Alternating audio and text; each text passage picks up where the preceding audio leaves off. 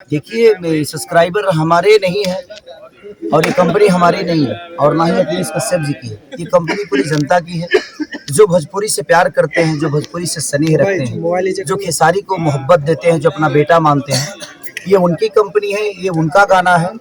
हम तो सिर्फ एक वर्कर की तरह काम करते हैं, उनके दिल पे हमेशा राज करने के लिए कोशिश करते हैं कि हम अच्छा काम करें, उससे ज्यादा कुछ नहीं। भैया पहले झगड़ा, उसके बाद कजरा, कजरा से कितना उम्मीद है? कजरा लगा होता पहले तो झगड़ा नहीं होता। कजरा नहीं लगा पहले, इसीलिए झगड़ा हो गया। तो हम कहने कि अब इसके बाद झगड़ा ना हो, इसीलिए मैं चाहता कि कजरा लगा दे ताकि नजर गुजर ना लगे, झगड़ा ना हो। इसीलिए हम सोचे कि पहले भाई हम तो बोले थे कि पहले कचरा लगा दीजिए ताकि झगड़ा ना हो, लेकिन नहीं पहले झगड़ा कराते हैं फिर हम कचरा लगा देंगे ताकि सब लोग झगड़ा का भी मजा ले ले और कचरा का भी मजा ले ले। अच्छा, आज पे आपका एक चैता सॉन्ग आया हुआ है, ट्रैक्टर वाला चुम्मा मनी, इसको लेके क्या कहें? मेरे दिल के बहुत करीब गाना है भाई, वो इतना अच्छा कंपोजिशन। और आर्या शर्मा हम थे, शुभम जी थे, पवन बाबा का लिखा हुआ वो सॉन्ग है और कमाल का लिरिक्स है, कमाल का कंपोजिशन। और अंकिता फिल्म मानी हमारी शुलभ बाबा की कंपनी है वो, और कमाल का, मेरे दिल के बड़ा करीब है वो गाना और उसकी कंपोजिशन बड़ी करीब है। और आर्या ने बहुत अच्छा म्यूजिक भी दिया है, तो दिल से थैंक यू उस पूरी टीम को जिन्होंने उस गाने का हिस्सा मुझे बनाया। सर उसमें एगो सीन है, जब विकास भैया चढ़ते हैं पोल पे और आप पीछे से आते हैं, तो वो सीन डायरेक्टर ने ऐसे एज्यूम नहीं किया था, लेकिन वो अचानक वो सीन बना था। तो किस तरीके से वो सीन बना था और किस तरह का माहौल था उसमें? विकास भैया मेरे ऐसे मित्र हैं, और उनको मैं मित्र नहीं समझिए कि वो मेरे बाप भी हैं, मेरे बेटा भी हैं, मेरी बहन भी है, मेरी माँ भी है, मेरे भाई भी है। मुझे लगता है कि इस दुनिया के सारे रिश्ते मेरे विकास भैया से जुड़ते हैं। रीजन ये है कि मेरे जीवन में सबसे ज्यादा योगदान अगर देखा जाए तो विकास भैया है। मैं बॉम्बे शहर में अकेला था, मेरा कोई नहीं था, तो विकास भैया अपने घर में मुझे कम से कम 2 साल रखे, खाना खिलाना, बाबू यहाँ जाओ, बाबू वहाँ जाओ, बाबू ये करो, बाबू वो करो। तो विकास भैया का बहुत योगदान रहता है मेरे जीवन में, और आज भी है। हमारा और विकास भैया का रिलेशन मुझे लगता है आज 14-15 साल के हो गए, और हम दोनों में कभी आज तक अनबन नहीं हुई। अगर उन्होंने मुझे डांटा भी तो मैंने एक छोटे भाई की तरह लिया, एक बेटे की तरह लिया। मुझे भी अगर उनको कभी डांटना होता है तो वो भी मुझे बड़ा भाई की तरह मान लेते हैं। कभी मान लेते हैं कि चलो ये मेरा गार्जियन है, मुझे डांट रहा है। तो हमारे रिलेशन एक ऐसे है जो उसका कोई तोड़ ही नहीं है कि हाँ कहाँ तक है। सर 15 मार्च का आपका बर्थडे था, उस दिन जब बर्थडे सेलिब्रेट कर रहे थे तो बहुत सारे लोग को इनका ये कहना था कि खेसारी जी के हाथ से जब मुझे मिलेगा तब हम लेंगे। तो इतना सारा जब दर्शकों से प्यार मिलता है, क्या कहना चाहेंगे सर? क्या मिलेगा? केक खाने के लिए वो इंतजार थे, उनके पास जब बांटा जा रहा था कुछ सामान। अब हम व्हाट्सएप का मैसेज तो है ना जो सबका लगे सेंड हो जाए। गूगल से लोड तो भइल लेके हम पैदे भइल बनी। सबसे बड़ी कि मैं जितने लोगों ने मेरा बर्थडे मनाया उस दिन, और हमारा बर्थडे आम जनता ही मनाती है, क्योंकि मैं जनता का बेटा हूँ। कोई सेलिब्रिटी का बेटा तो मैं हूँ नहीं, मैं जनता का बेटा हूँ, एक किसान का बेटा हूँ। और मुझे लगता है कि उस दिन इतने केक कटे कि शायद मैं सपने में भी नहीं सोच सकता था। और पवन बाबा ने बहुत सारी चीज़ें खेसारी फाउंडेशन के माध्यम से बहुत सारी चीज़ें यहाँ पे उन्होंने पटना में लोगों का मदद भी किया। लोगों का कपड़ा से लेकर पवन बाबा ने हर जगह, खाना से लेकर हॉस्पिटल से लेकर हर जगह, अनाथ आश्रम से लेकर वृद्धा आश्रम तक गए, केक लोगों को खिलाया। तो मेरे लिए वो खुशी है। मैं पैदा हुआ, नहीं पता मुझे मैं कब पैदा हुआ, लेकिन मैं मनाता हूँ 15 मार्च को। लेकिन मुझे लगता है कि मैं सिर्फ अपने माँ बाप का बेटा ही नहीं, बल्कि मैं पूरे हिंदुस्तान का बेटा हूँ जो मुझे प्यार करते हैं। गाना इतना हिट रहेगा, एक राइटर के तौर पे 6 महीने में इतनी बड़ी उपलब्धि, और सर का एक गाना झगड़ा जो एक रिकॉर्ड ब्रेक करा है आपके ऐसे चैनल पे जो शुरुआत करी थी। सर की इस जोड़ी के साथ आप उस हजारों फैन, लाखों फैन को क्या कहना चाहेंगे जो सिर्फ कम समय भैया को देख के सीखते हैं बस मेहनत। और हम लोग यही जानते हैं कि भैया जब इतना मेहनत करते हैं तो उसका 5% हम लोग करें, 5-10% करते हैं तो इतना कुछ होता है। भैया जैसा मेहनत करने लगेंगे दिन रात तो बहुत कुछ होगा। और आज जो कुछ भी है, आज ये चैनल है, चाहे हम हैं और भैया के साथ जितने लोग काम कर रहे हैं, वो सब इनके बदौलत है हम लोग यहाँ तक है। सर अभी भैया का श्रेय है हमारे जिंदगी में। अभी जो मूवी आ रही है बोल रहा था बोल, उसके बारे में क्या कहना चाहेंगे सर? अब सोच लगे दुनिया इंसान से मोहब्बत कर, हम बकरी से प्यार के लिए बनी होंगे। अब कितनी इंटरेस्टेड होगी। देखिए, सबसे बड़ी चीज़ कि मेरे लिए टॉप जॉब था वो, इसलिए टॉप था कि एक डॉगी को सिखाया जा सकता है, सिखाया हुआ डॉगी हमें मिल जाता है। एक मंकी हमें सिखाया हुआ मिल जाता है, एक नाग नागिन सिखाया हुआ मिल जाते हैं, एक तोता सिखाया हुआ मिल जाता है, बट बकरी को कैसे सिखाएगा कोई यार एक्टिंग।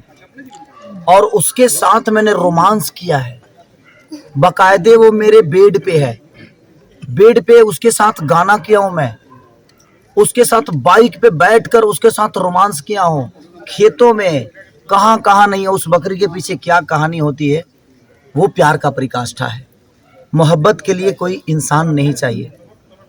अगर आपके अंदर दिल में मोहब्बत है ना, तो जानवर भी इंसानों से बेहतर हो जाता है। वाह भैया गाना इतना हिट हुआ, उसके पीछे जो टेक्नीशियन जो मेहनत करते हैं, डायरेक्टर हो, टेक्नीशियन हो, उनके लिए क्या संदेश होगा जो लगातार आपके साथ खड़े रह के सर, गाने को मेरे हिट संदेश कराते हैं? नहीं, वो है तभी हम हैं।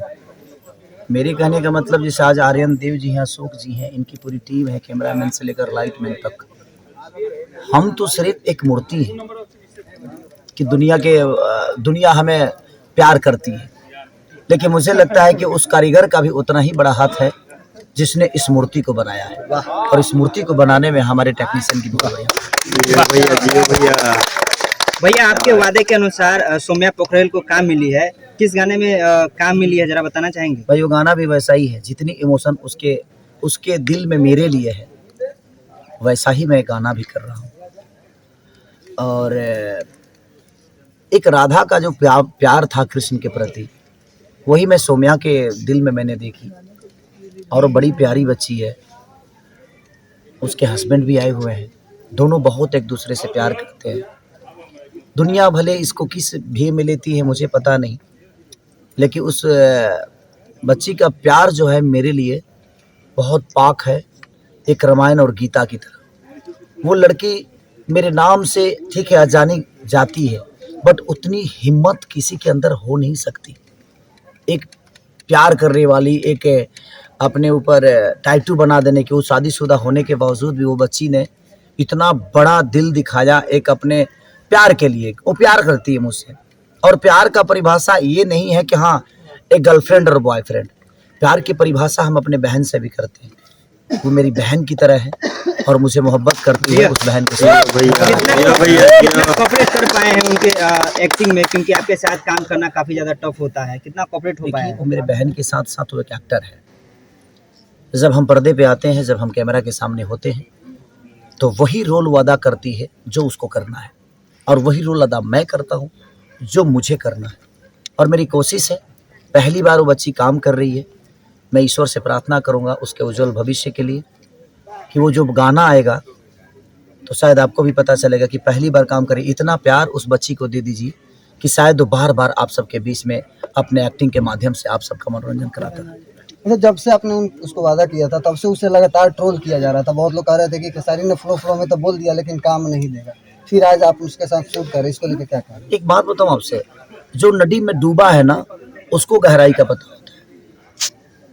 जो डूबा ही नहीं, जो कभी पानी देखा ही नहीं, उसको क्या पता है गहराई का मतलब। जो मेरे पास हैं उनसे पूछिएगा, वो बताएंगे कि मैं कैसा इंसान हूँ। तो मैं दुनिया को सफाई नहीं दे सकता। मैंने उस बच्ची से वादा किया था तो आपको पता चला ना, आज उसके साथ काम कर रहा हूँ। वो क्या एक्टिंग करती है नहीं करती है मुझे पता नहीं, बट मुझे लगा जब मैंने वादा किया है, और हो सकता है किसी वादे के बदौलत वो बच्ची अपने जीवन में कुछ कर जाए।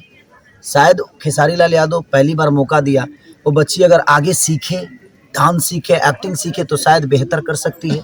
तो शायद हमारे भोजपुरी इंडस्ट्री को या इस इंडस्ट्री को या इस दुनिया को एक और अच्छा आर्टिस्ट मिल जाएगा।